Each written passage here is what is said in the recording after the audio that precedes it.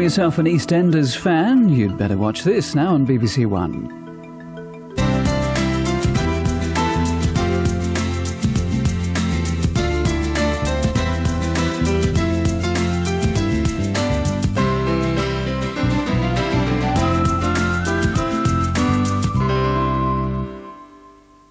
Now, I know you've tuned in to see us live on the EastEnders set, and you're wondering why you can hear my voice. By the way, I'm Gaby, Roslin, and Jeremy's here too. I am. You can hear our voices, but you can't see us. That's because we're going to give you a tour of where EastEnders happens. In here, top of the pops, believe it or not, in this corridor, this is the original corridor, where all the famous actors and actresses from years gone by, you can see there are all sorts of dates on the photos. And Jeremy is in here. Oh, hello there. Now, what goes on in that studio? That one there is Grange Hill. And in here? We've got Newsroom South East. Actually, I'm going to stop. Stop there. Don't do anything. Jeremy, you stay there. I'm staying. You stay there. Mind of her own, this girl, hasn't she? Still, it's only telly.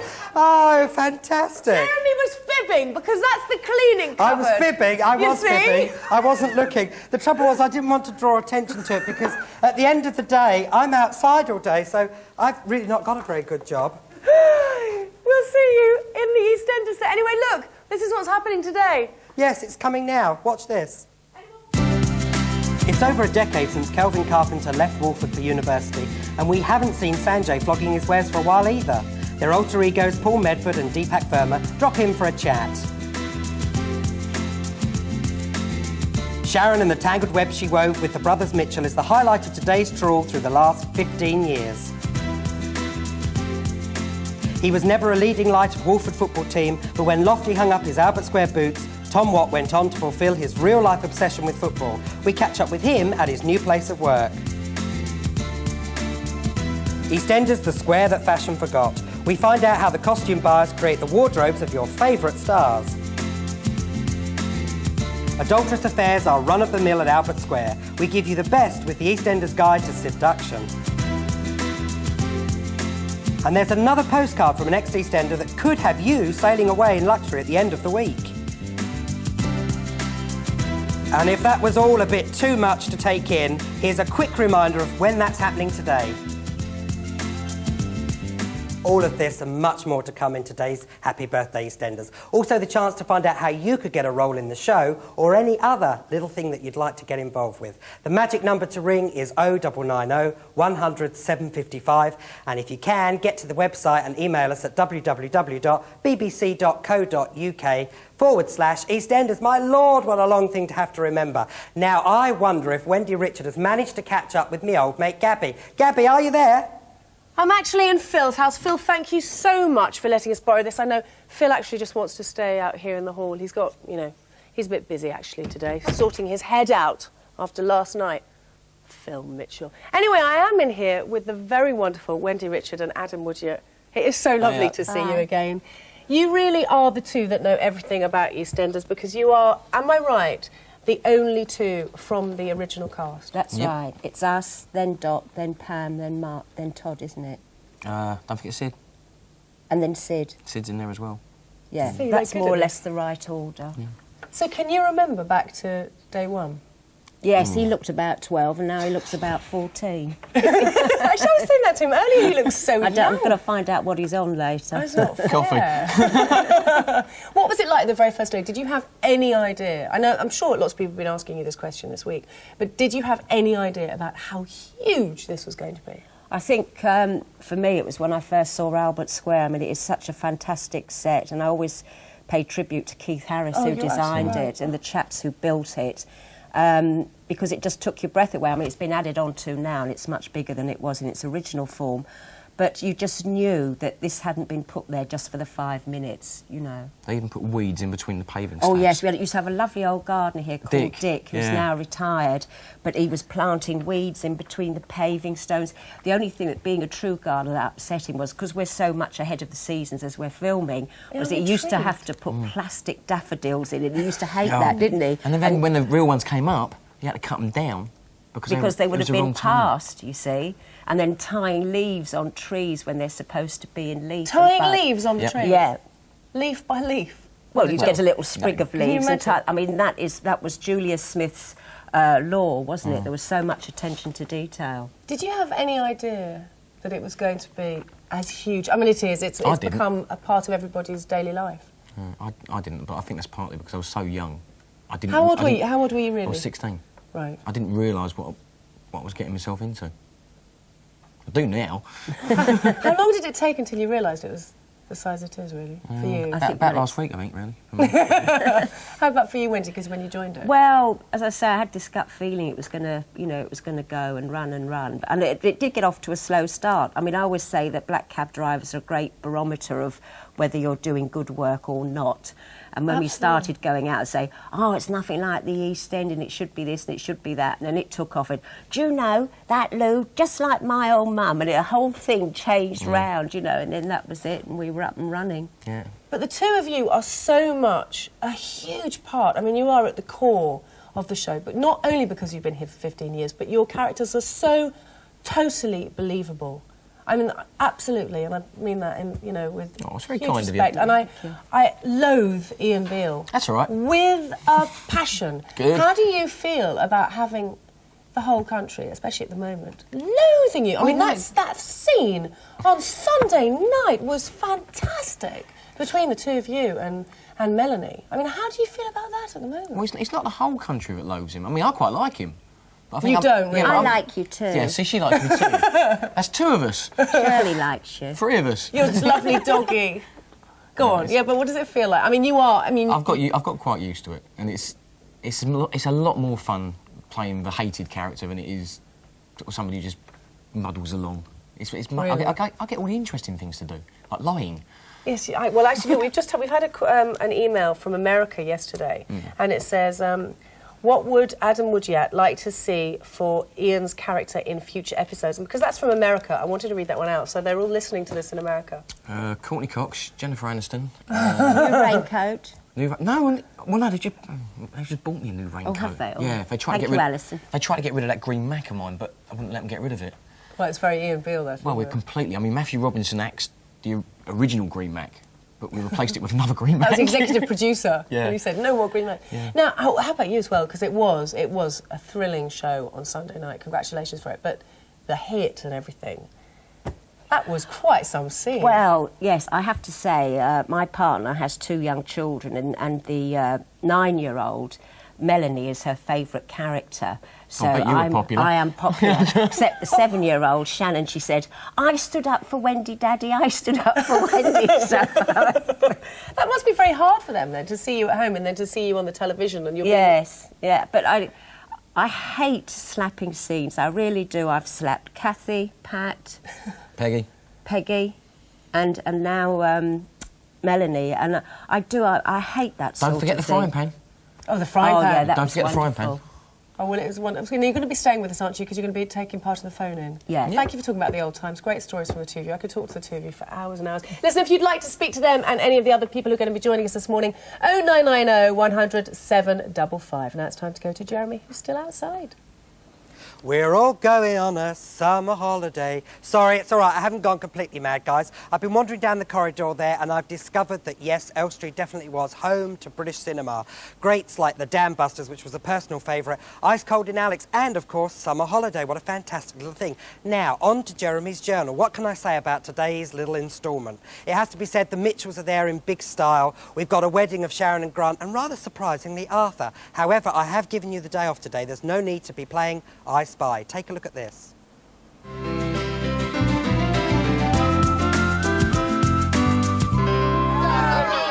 In 1991, when Sharon wed Grant, it had disaster written all over it. 1991 was also the year of issues. Drugs and HIV hit EastEnders. Mark had got it together with Diane, but he had some terrible news to tell her. It's because I've been diagnosed HIV positive.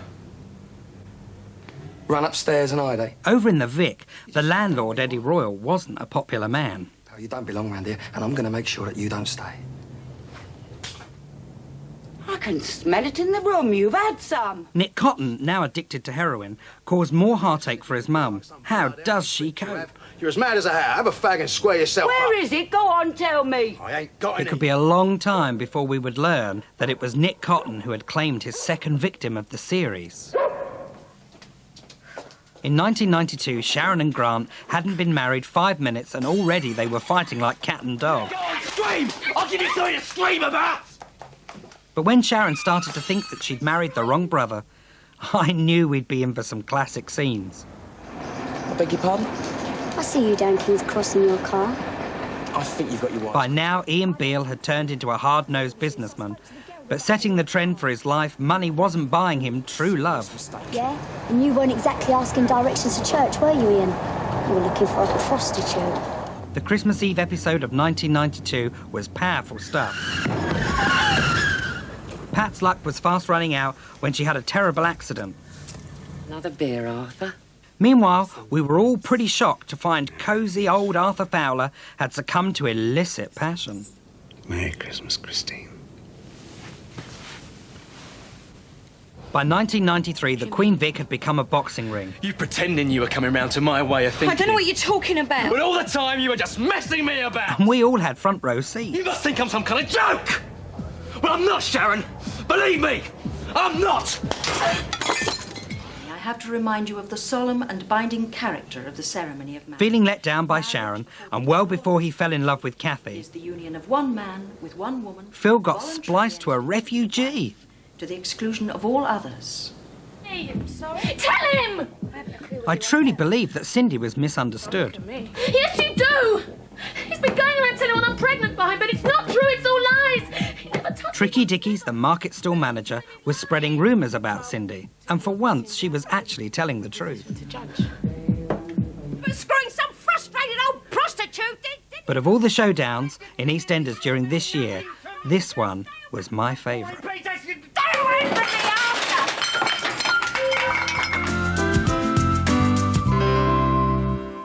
And there, in fact, was the frying pan that Wendy was just talking about, you see. See? Seamless. Now, I'm here in Roy's porter cabin, in the chair that Roy was having problems in last night, trying to flog those dodgy motors. Roy, you should never have got involved in Phil Mitchell. Neither should you, Lisa. Anyway, it's anti-Phil Mitchell day today. Right, and I've been looking through Roy's logbooks. Look, I found a book here, and inside it says Juliet Bravo, episodes 5 and 7. So that's come from Juliet Bravo through to EastEnders. Seamless again. You wouldn't have known that if I hadn't shown you. See little secrets here.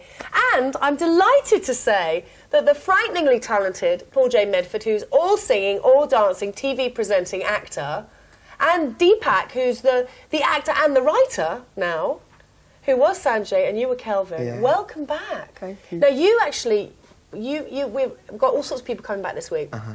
And Paul, for you haven't been back for 13 and a half years. Yeah, I know. It's very strange. It's very strange. Especially because we didn't do it in this studio. I think we were next door. Yeah. But the whole Elstree experience was, on the way in the car, I was thinking, gosh, I haven't driven this journey since then. Was it quite emotional? Well, it was grey and it was wet and it was raining, so it was just like I remembered it. Let's have a look at you in action as Kelvin. All right. Right then. Right then. But you sure don't want me No. I prefer to say, I hate saying goodbyes. Right then. Tony, we'd better be going. Yeah, just coming. Look, this is for Vicky. Tell Michelle I didn't have time to wrap it, huh? Oh, right, I'm sure she'll understand, yeah. Yeah. Hey. Take care of yourself, huh? Yeah, you too. And I'll be thinking of you. Look, you just have a good time, eh? Yeah. That's you. You don't look any different. I know! It's good, isn't it? It is. Yeah. Fond memories? Yeah. Yeah, I was 16, 17, and I had the best time ever with Letitia and Susan and Adam. Yeah, we had a great time. But why did you leave then if you're having such a good time? I left because at that point, I don't know if it's different now, there was no time to do anything else. And I knew I wanted to sing and I knew I wanted to dance because that's where I'd grown up. And I just thought, of course I didn't know any better at 17. I didn't know you didn't walk out on a major series. So I left to kind of do that and do musical theatre and have fun because that really is a lot of fun doing Because that. you work very hard here. Very hard. Now, how about you as Sanjay? And I did that awful thing this morning when I saw Deepak arrive at the start. I was about to come and say, "Hello, Sanjay. I'm so sorry," because you only left a year ago. Yeah. Am I right? I don't feel like I've left at all. Actually, I feel like I belong here. It's like this morning. I mean, it's the first time I've been here since I've left, and it was, again, you were saying, it's a weird, that journey, that drive up to the gates and stuff. I don't know, my heart was, yeah. Let's just have a look at you as Sanjay, if we may. Now that is a fine woman. Spoken for. What? Now, what was she looking at? You and her? Present or future tense? Present. Now, how much? It's a snip of 50. The only one I got. Well, you got a nice spot here, Sanjay. You must be bursting with gratitude. Go on, take it. Take it. You'd have the shirt off a bloke's back, you would. Yeah, and you'd sell it right back to her. Now, you're going to give me a decent bag or what? Yeah. Which shop do you want it to have come from? No, OK, you don't look any different, and I can say that to you because it's only a year ago. But how long were you actually on EastEnders for? 5.5 years. You weren't? Yeah. Was it that long? It's amazing, isn't it? I mean, people think I've been there like 10, 12 years. I mean, that's what happens. I don't know, you just seep into the public consciousness. It's absolutely amazing. Is it now, do you still watch it? Is it strange not to be a part of it? No, I don't. I don't know, I just kind of... I don't know. I just don't keep in touch with it for some. You know what it's like, and also whenever I do look at it, it's like there's a lot of new faces. But looking at that, Ian Reddington, I think he's a fantastic. Tricky Dicky. He's just such a fantastic actor. He's a very good friend of mine, and he's one person that I have kind of kept in touch with since I left, and because he left about 4 years ago. I have to say, the dodgiest dresses on your stall, though. God, blimey. We've got an email here from you, from Adam Curtis. It says he saw you in an episode of Taggart. Oh. What have you been doing as well, please? Well, yeah, Taggart... It says, actually, you were great. I forgot to leave... Taggart was the first thing I did after I left drama school, and it was great working with Mark McManus, who's like a real rough, who's no longer with us, unfortunately. It was a great experience filming in the Gorbals. And the first scene I had, I remember, I thought the director would take me by the hand and say, look, this is what you have to do.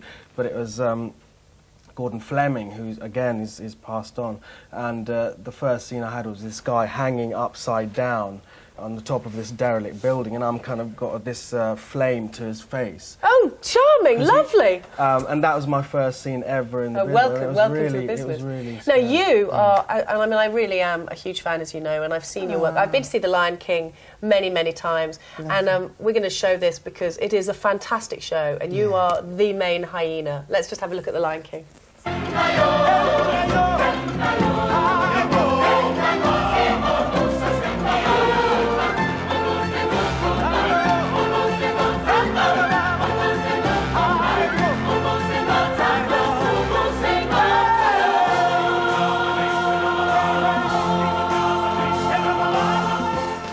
Okay, you were in there. You are the main hyena. Yes, the first scene, I think. Well, the thing is, we're a bit frightening, so Disney don't like to show us to the public. You are a bit. I have to say, I took my godson and when you first came out. But you really are. I mean, you've written your own show as well. Yeah, that's called Inner City Jam. Opens at the West Yorkshire Playhouse, 1st of April. Plug. Wasn't expecting that. So you've been in Hair, you've been in other musicals, you've released songs. Are you ever going to stop? Is there anything you can't do? No. But I want to do some television again. That's acting the truth. or presenting. Well, no, not presenting. I can't present. You're fantastic at that. I just get too nervous, especially with the live situation. I tried it. Do you remember in that thing, someone in your ear saying, on Saturday morning. You used to do Saturday morning telly before. Yeah, with you. And I was like, yeah, I like this, but I don't think I'm really good at it, so I should let someone else do it. So you want to do acting again? Yeah, I want to do some television again. I want to be able to... What about coming back to EastEnders? Would that be strange, or would you not? I couldn't come back as the same character. If I could do the sort of American thing, I could be somebody else. I'd like do your audition now. Say something in American and see if they're... Oh, God. No, I don't want to be American. You just said American thing. No, I want to be another character. Like, in America, they bring another character and play... Oh, I see. I thought you wanted to be an American. No, I want to be another actor playing another part altogether. Oh, I see. Because I couldn't play Kelvin again because I've just done so many weird things since then. It'd be strange to kind of play a very normal person. So if I could come in and be an axe murderer or something, then I'd be very happy Watch to come this back. space. Both of you, thank you very much. You're also going to be taking part in the phone-in. Okay. Please give us a call, 0990 100 755 if you'd like to speak to any of the cast members. But this is what else is to come this morning. At 11:20, shopping for the stars. Oh, what shall I wear? 11:30, East End Passion. Lots of kissing there. At 11:40, 20 to 12, postcards from EastEnders. Your chance to enter the competition. And we're going to be hearing from Lofty. Come what? And 11:50, your chance to talk to the stars. The stars of EastEnders will talk to you.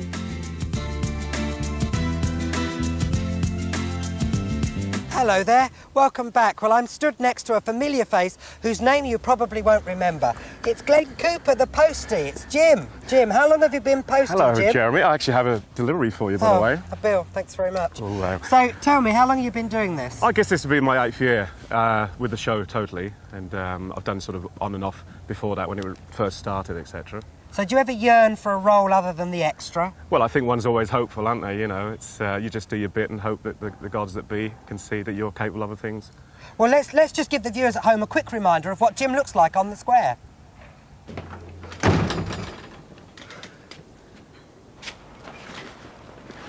Oh, mate! Wait. All right. Number 43? Yeah, you got a post? No. Well, did we have any? You had some. So where is it? I gave it to your wife. She's just leaving. What, she took it with her? I don't know. I just deliver it. I don't normally help people open it. Was there a letter from the Allied in York? I don't look. You have to be discreet to do Well, this try and job. remember. Look, sorry. So, Glenn, tell me, have you ever had an embarrassing moment? I have, very similar to that clip we've just seen, actually, coming out of the gate. With the letters, trip, fall, everything goes all over the place, in the air, everybody fetching letters out of the air for the rest of the morning. It was quite funny. Oh, Lord. One of those things that happens. Well, I'll leave you to carry on delivering the Indeed. post. Thank you so much for that, Glenn, mate. Thank you. Back to me old mate, Gaby. Will you? Oh, here we are in the makeup room. We're just having a whole conversation here. We've got Claire from makeup, and we've got lovely Charlie. You are a naughty girl. I know. She is. Oh, Janine is what a great character, though. Yeah, I love her. How long have you been Janine for? Because there have been 2 other Janines, haven't there? Yeah, there were 2 previous to me. I've been here. It's coming on a year now. Oh, it's gone so quickly. Can't believe that. A year That's in incredible. May. Oh, my word. I can't believe I've had to suffer you for a year already. Oh, yeah. OK, so we're going to talk to both of you at the same time. Makeup-wise, how do you think to yourself, right, I'm going to make Janine? How does that work in the beginning? Well, Janine, we've kept Janine quite low-key because she is actually still at school, as much as Charlie would probably like to have a lot more makeup. I think that will happen. We've made her be very basic for this year, at least. But certainly when she leaves school, I think all sorts of things might start. Yeah, how old are you? How old is Janine meant to be? 16. Janine's 16. 16. How old are you in real life? I'm 18. You're 18, right. Yeah, because I got it on my 18th birthday. I got the part. Oh, my word. Yeah. Was it on the phone? Yeah. What did they say? Well, my agent, we was waiting. We went shopping, and I knew I had the second casting 2 days before. And I knew like it would be in the next couple of days, and so me and my mum went shopping for our outfits for my 18th birthday, and we just waited for the phone to ring, and we had my agent, we went up to my agency, and he said, "You got it." We just got really drunk on the champagne. It's like it was your 18th birthday. I know. Oh, yes, we don't do any drinking here. We don't allow that here. No, sure. Especially not in makeup. Now, how long does everybody get? Because is it true that everyone has their allotted time? Everybody has their allotted time. The longest call is half an hour.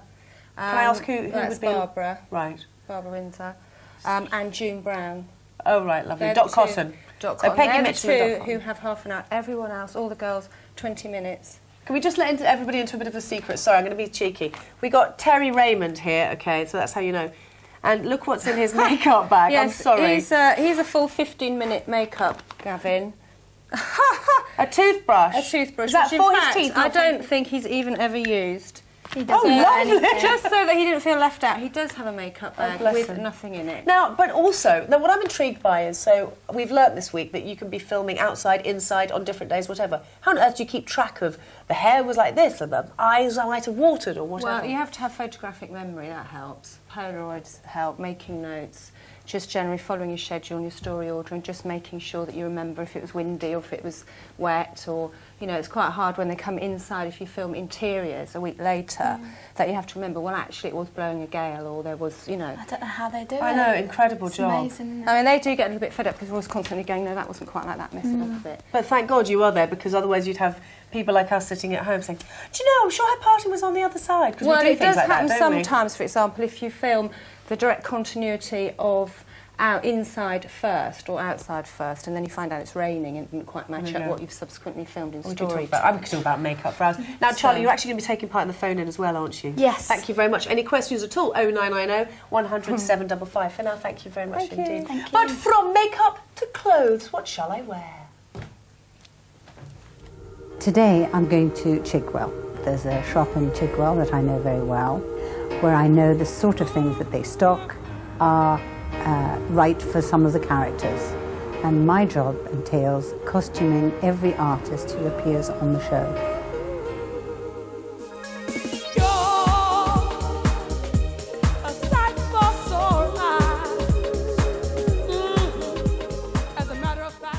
I've got to find some clothes for Peggy and Melanie. No problem. First of all, we read the script. You decide what the characters are doing, what they're up to, so then we make a plot so that we know when it all changes. I thought that you'd really like that. I do. That's Peggy. Yeah, it looks like her, doesn't it? Peggy, for example, you set yourself in the East End and the sort of clothes that she might like. You also have to take into consideration what suits her as a person for the character. Now, Barbara's very small, so you have to find a very small, short designer, because otherwise you end up with the waists in the wrong place. Peggy going to the market, perfect. As far as sizes are concerned, I think I have a photographic memory. So I actually pick the people. I have like a filing system in my brain, and I know that Barbara's a 34 shoe, and little Lucy's a 35 shoe. I just keep numbers in my brain. I think it's a little expensive for Melanie, but I think she would look wonderful in that. If there's an occasion, we'll think about that. Yes, keep that out. Melanie, funnily enough, when I first came, she actually has just started work in the bar, and her first request to me was, could she have some more barmaidy type clothes? So having looked at some of the episodes, I thought we would go for some colour. That's quite Melanie. That's a good colour. She suits that lovely blue. My job is to look at the body, someone's body, and start to decide how this character should be dressed. It wouldn't photograph all that well. It's not always something that flatters the body. When I joined EastEnders, the first new character that I had to deal with was Hannah Waterman playing Laura. Mr. Beale, the agency sent me Laura Dunn. I had a discussion with John York, the executive producer, who wanted her to be very unfashionable. The wonderful thing we did was we found some awful shoes that made her walk very badly. So we had the shoes so that it helped her to kind of develop this, just a walk that was Laura. Working on EastEnders is a completely different thing for me because you're actually working on 6 episodes at one time. I can't take all of the characters in at once because there's just too many of them. But I'm just slowly but surely getting into them and knowing what they like and colours that they like and necklines that they like and all their idiosyncrasies, really.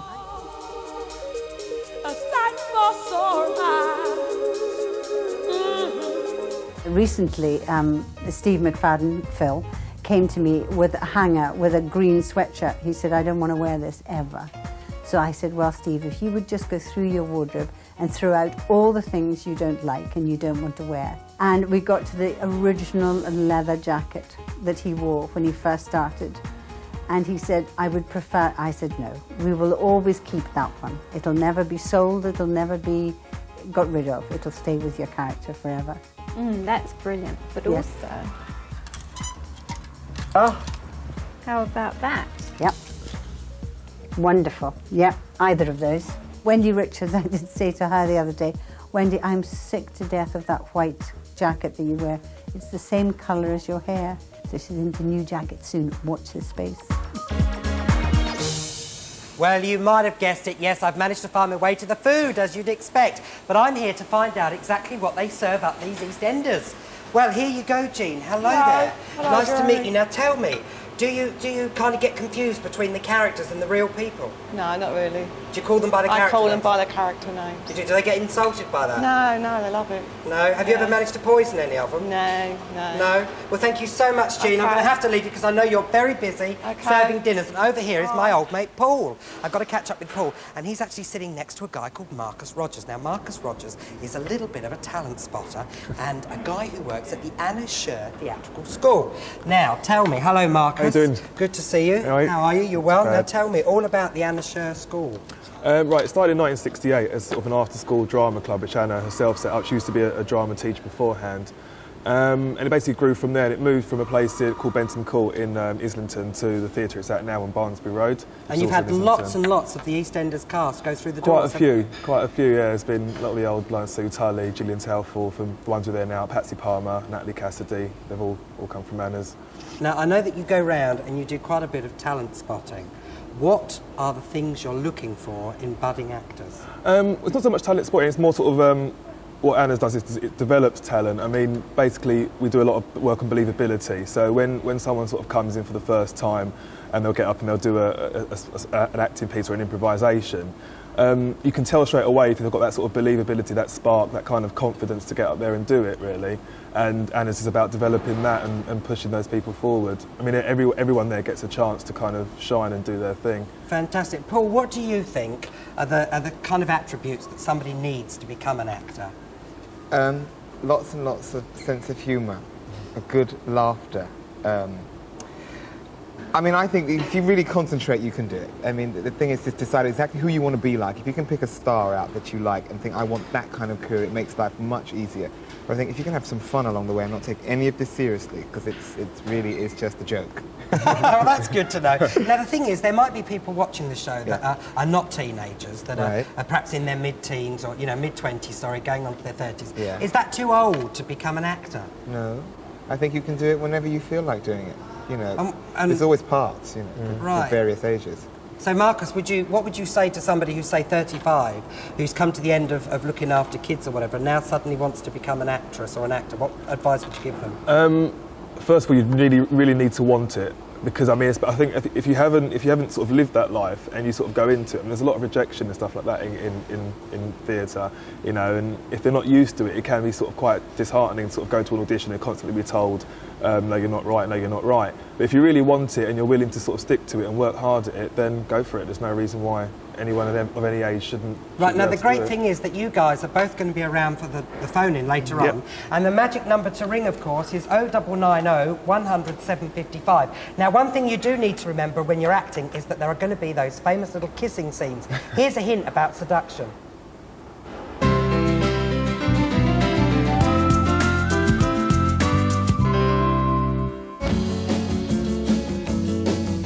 The boys watch the girls while the girls watch the boys who watch the girls go by.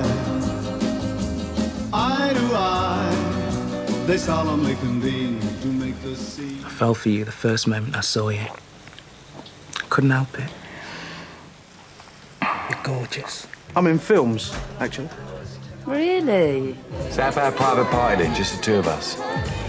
So, Louise, what sort of videos are you into? Nifty little move, really. I think so. You're wasted on it. Really? Give us a hand up. Tell me. Anytime.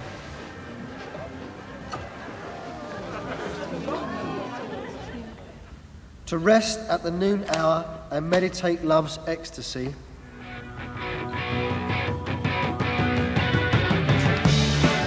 Tiffany was looking pretty fit last night. You reckon you could crack that, do you? Well, I know that many failures in the past. But the only sensible thing to do is for one of us to try first, and then the other.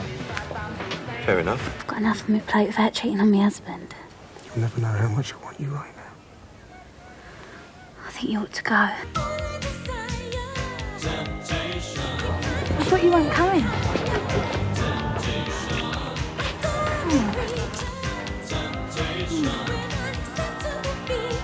You're all done. Excuse me. I quite like it with the lights on. Don't believe in wasting any time, do you?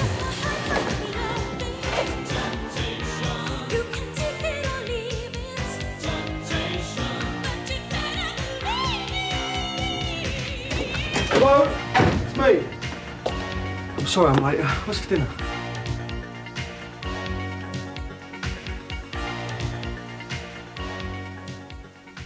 Can I get you another drink? No, I'm looking after Melanie. Yeah, but I'm the host tonight. Can I get some food?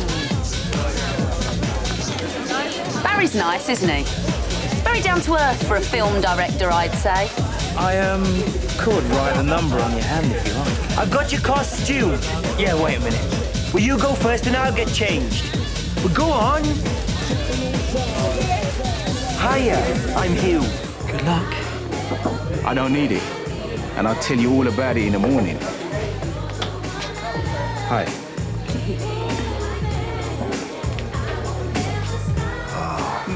I've been thinking about you all day. No need to ask, he's a smooth operator. Aren't you going to ask me to dance then? I told you, we've got to be careful, haven't we? Don't want to blow it now. You look gorgeous.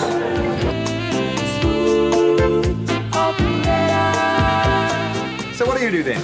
No, let me guess. I bet you're a model. Right, I better be making a move. I'm meant to be meeting up with someone. Oh, she got a name? Not one worth remembering, no.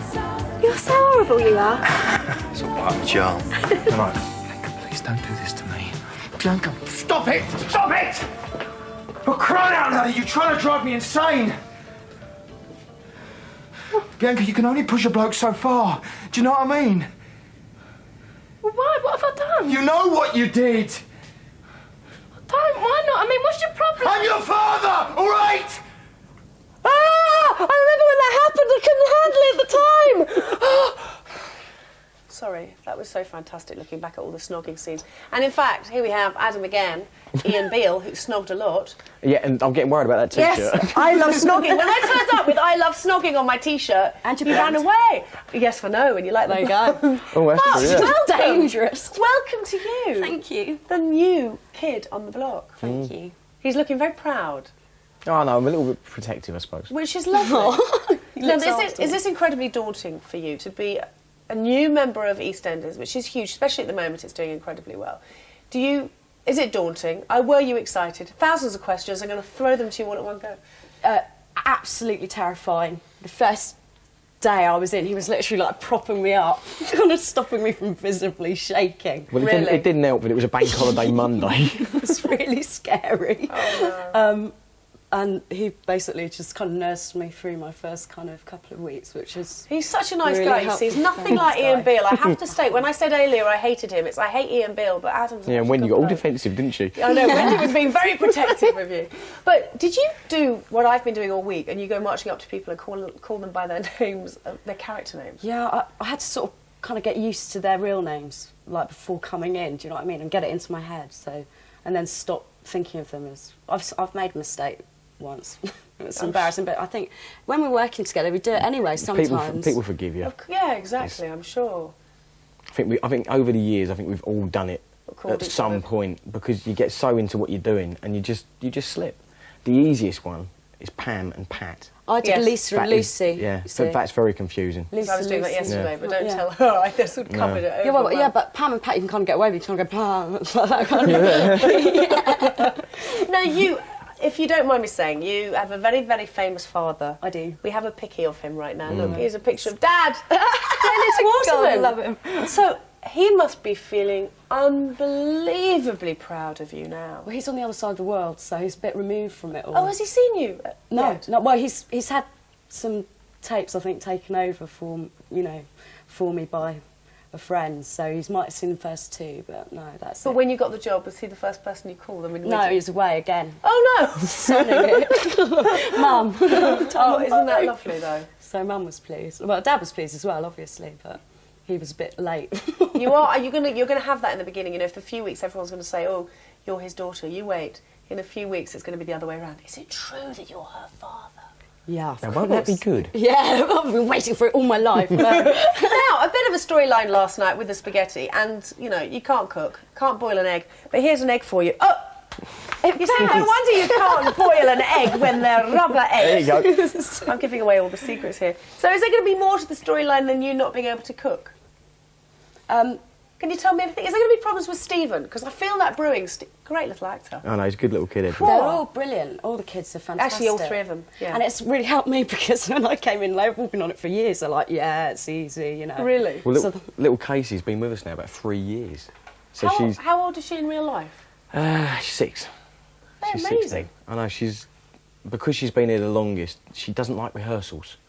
So she only tends to do sort of work on the take. She likes looking down the camera as well and Yeah. stuff. And whatever you do, don't give any of them food when you're doing the They don't stop, they just they will dig just in. eat everything in sight, and you can't get them to talk. Well, I have to say, last night that was wonderful because there was that moment where Ian and Stephen are sort of, oh, this is horrible, and the other two are digging in. They're obviously enjoying every bit of it. Yeah, Joseph went through quite a lot of that spaghetti, despite the fact that it was just foul red colour. Was it? They really had gone to town on it.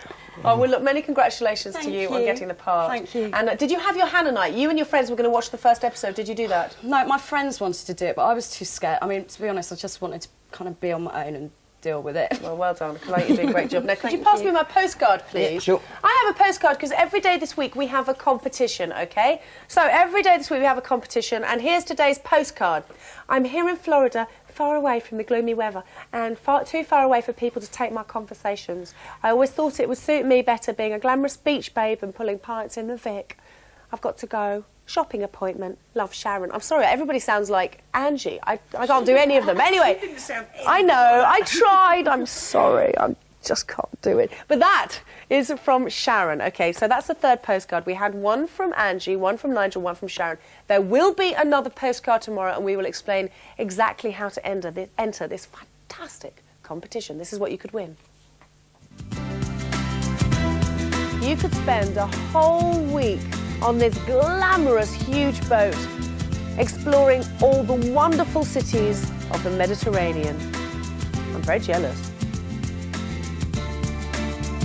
You see, I said I was jealous, and they're all standing saying, oh, can we win it, can we win it? I am going to explain about that competition tomorrow. It's just our ingenious way of making you watch each day, you see. 0990 100 755 if you'd like to speak to these two and the other people that you've seen this morning. But right now, Jeremy meets another ex-Eastie. Following intensive investigations, I've managed to track down one of Walford's most famous wimps. Someone who pulled pints in the Queen Vic, was everybody's friend, and for whom I personally felt really sorry, especially when he was jilted at the altar. It's been 12 years since he left EastEnders, which is truly amazing, so we've got a lot of catching up to do. Come with me.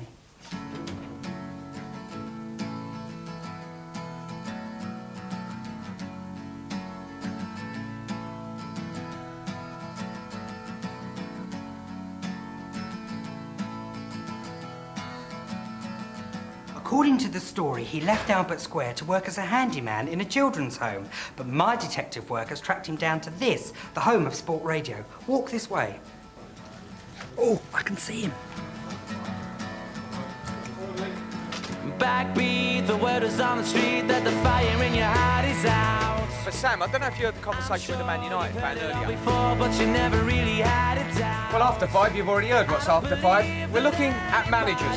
Feels the way I do about you now. 31089 on the medium wave. That's Talk Sport. 08700 40 50 60. And all the roads we have to walk are winding. Now, tell me, how did you end up here in broadcasting, you know, sport?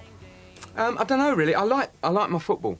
I like my football generally. You know, I used to play a lot. Actually, with lads from EastEnders, we used to play a lot of charity football, and I've always liked it and wrote about it, and it just kind of, it's one of those things you just sort of fall into it. Can you remember your very first scene in EastEnders? No. Hi, Hugh Lofty, come on in. I'm running late. You're a real little cracker, you are, Ethel. What is that you've got on your hair? Gold dust. Come out all over the pillars, made a dreadful mess. I had to put them in soap. Oh, so you'd be doing the wash anyway? So do you have a favourite memory of EastEnders, your time there? I do remember when Lofty and Michelle were getting married, and you know, it was quite a good crack. The day was quite a good crack. We went and recorded up in this old kind of medical establishment up not far from Boreham Wood, and you know, we had a good day, and it was all sort of, you know, high security, mustn't give the plot away and all this anyway, and there were reporters around, as there always are. And I remember the next day, there was a headline on the front page of a newspaper. I mean, this is how EastEnders was, well, I guess it still is. But, you know, front page of a newspaper, Lofty weds in mental hospital. Today was gonna be the day, but they'll never throw it back to you. By now, you should have somehow realized what you're not to do. I don't believe that anybody feels the way I do about you now. So what made you decide to leave EastEnders? Well, that was just because I'd kind of had enough, really. You know, it's like it was a great job and everything, but I thought 3 years was good. 3 years was about what I had to offer and about what it had to offer me, and wanted to go off and try and do other things. Did you ever love me? Did you? No. No, I never loved you. Are you happy now? Is that what you wanted to hear, so you can go and crawl off into some little corner and feel even more sorry for yourself? I have to say I was devastated when you left. If the scriptwriters came on the phone to you and said they were eager to write Lofty back into the programme, would you do it? No, they're not going to do that. They've moved on. I've moved on. Everybody's happy. Now, the job of managing a football team, well, it's the same wherever you are. You're listening to the season. If you had one thing you'd like to say to the current cast of EastEnders, what would you say? Happy birthday. Thank you very much. Well, I'm going to let you get on with it now. Yeah, do that. Cheers. Bye. Well, I'm glad to see that Tom is doing a lot better than Lofty. But he's mad on his football, isn't he? Top geezer. As are all the ex-Easties, especially the ones who are joining us all this week. It's lovely to see them all back. And it's lovely to see this full bar in E20, which really does feel like you're in a basement.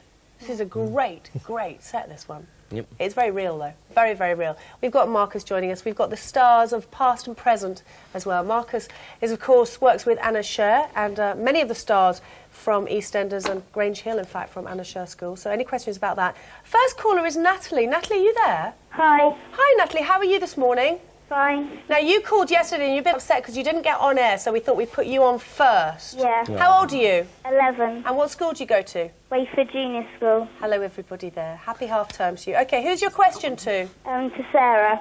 To Sarah. Who's Sarah? Who would you...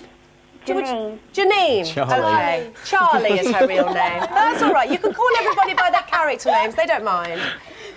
OK. My ambition is to be a singer or an actor. What was your ambition when you were 11? Well, I wanted to be an actress since I was 7 years old, actually. And I used to live in Wales, and I used to nag my mum and dad, and I used to do all the local theatre groups and sing and dance on the little stage that was there and everything. And then until eventually my dad realised it wasn't just a phase I was going through. Thank God. And so he sent me to London, where I went to drama school, and it's what I've always wanted to do. And now I'm here doing it. Now, Natalie, you said that's something that you want to do, is it? Yeah.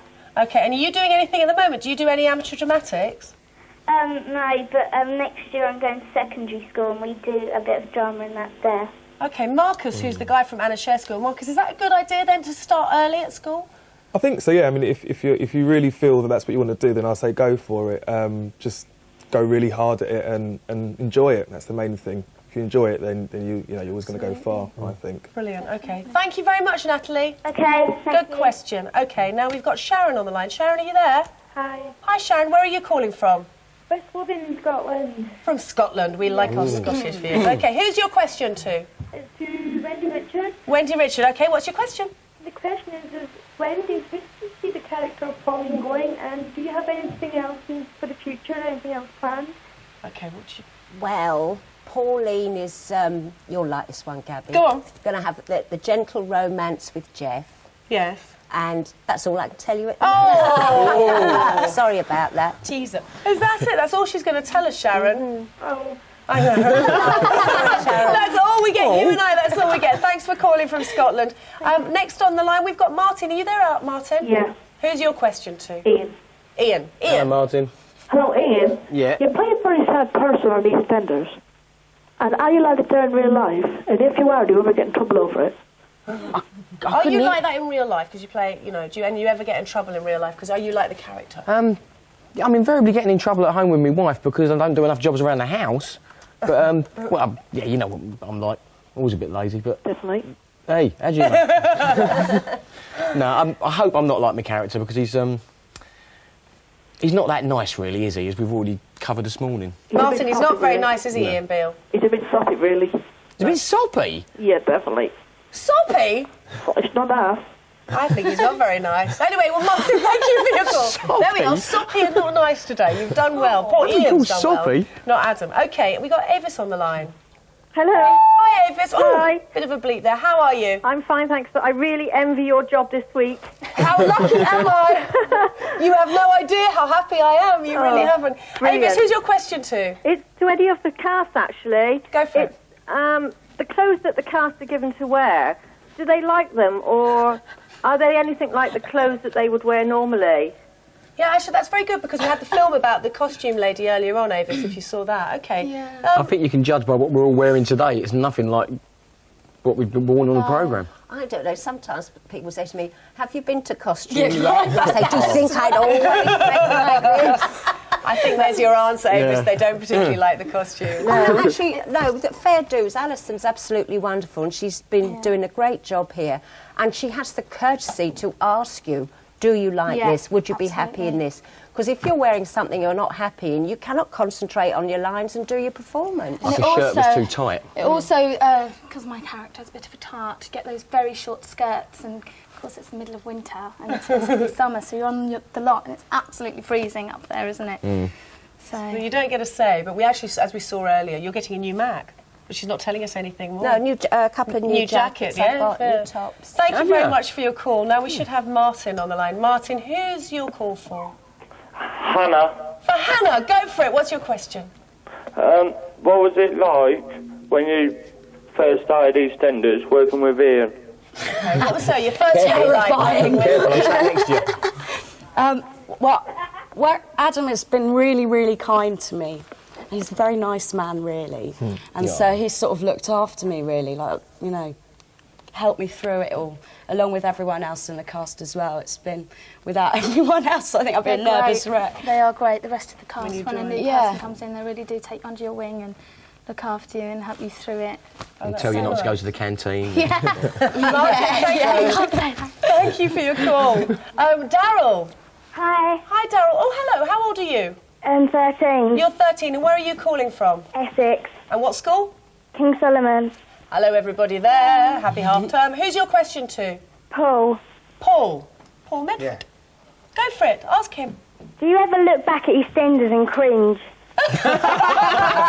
Yeah, I do, because I had so many different hairstyles. I look back and think, gosh, I look terrible then. So I do sometimes, and I do cringe at some of the costumes, because I used to complain about costumes all the time. Because they Did you, Paul? Yes, I did, because I used to get grief when I went to the East End, because they used to say, we don't dress like that, we dress much better than that, when I went down to the East End. So yes, I do. Do you remember those dodgy jumpers? Yeah. Good call, Daryl. Thank you very much. Carry on enjoying your half term. Victoria, are you there? Yeah, I'm here. And where are you calling from? Dundee. Lovely. Another Scottish caller. OK, Victoria, who's your question for? It's for Marcus. Marcus, go for it. Hello. In order to be a successful presenter or actress, do you need formal training? I think it helps. I mean, I suppose some people have that natural spark and could just get up there and do it. I mean, I haven't had any sort of formal training, but I've been going to Anna Shears for about 10 years now. So I do classes, and I think, if anything, it's built up my confidence. But I suppose you can do it without formal training, but I suppose formal training would help more if you had it. Do you know of any, like, really good drama schools that I can go to? It's probably hard for you to list them out. I don't know them I'll tell you now. what, we've got your number and we'll get you a list. Is that all right? Yeah, that's fine. OK, we'll do that for you, especially once in Scotland, all right? OK, thank you. Thanks very much for calling. OK, Cheryl. Hi. Hi, Cheryl. You sound very happy. Who would you like to speak to? Charlie. To Charlie. Go for it. Your character's quite rebellious. Do you think that this is good for the programme? I think it definitely is, because I think the programme could do with a bit of spice. So I think it's good that she's there to sort of give that element of it. And I love playing her. She's so fun, you know. And I think she's really great, and I think that you play her really, really well. I quite envy you, quite. Oh, thank you very It must much. be quite hard to play somebody that obviously is quite different to what you are, like what I've seen of you.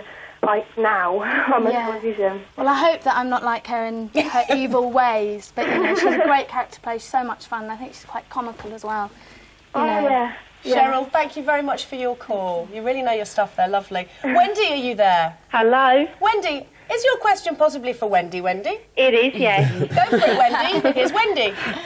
Wendy, will Pauline ever find someone to replace Arthur? No, he's passed away. you'll have to wait and see. Oh. As I said, it'll be a gentle romance, and we'll see where it goes. Oh, right, What because would you're my you- favourite character. Oh, thank you, Wendy. You're a bit like me in some ways, Pauline is. I hope you haven't had all the problems that Pauline's had. A bit.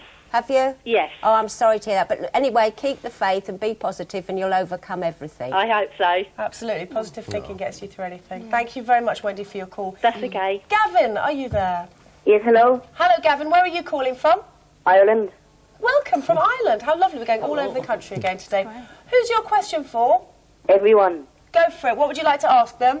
What do you enjoy most about being in EastEnders? OK, shall we start... Paul, can we ask you... OK, we'll start with you because you were in it. What did you enjoy most? I was 17, so I enjoyed being able to get into all the nightclubs and things. Yeah, I really loved that, and all the invitations to parties. That was great. Wendy, what did you enjoy most? Well, this is my job. This is my 40th year in the business, and EastEnders is a wonderful show to be in. I'm very proud of it, and I'm just so happy to be a part of it. Oh, isn't that lovely? How about you? Favourite thing about being in it? I think I've met some of the best friends I've got, you know, on the show. And who's your best I friend on the appreciate show? that. Natalie Cassidy. And Sonia? Mr. Ryder, yes. And Jack? And Jamie, yeah. Right. So, they're my honeys. All the girls are going to be very jealous of that one. OK, top thing about... for you? I'd say all the people you get to work with. I mean, not She's a nice girl. No, it's not just all the cast, but all the crew. I mean, like Yeah. today, some of the crew working on this. Oh, you've got the best crew. Yeah, are working on this as well. Jerry and Yeah. everybody, I know. And they make me such lovely coffees. And they're always Hannah, how about for you? The best thing now, very new for you. Well, he's just nicked what I was going to say, so I can't say that anymore. Probably, for me, to be perfectly honest, it's coming to work every day. It's so exciting. I just love it. And feel very... You never wake up and think, oh no, we've got to go to work, do you? No, not at all. It's like you feel privileged, you know, and I'm That is aware lovely. of that. Gavin, thank you very much for your call. Thank you. We actually can't take any more calls this morning because we've run out of time, but the phone lines are going to be open all day if you'd like to speak to the stars tomorrow. 0990 100 755. Jeremy, in you come from the cold, quickly. There we are. Into the warm. Have a good, Hello, happy folks. half You're all term. right. We're going to see you tomorrow at the same time, 11 o'clock. Indeed. We're back tomorrow. Bye.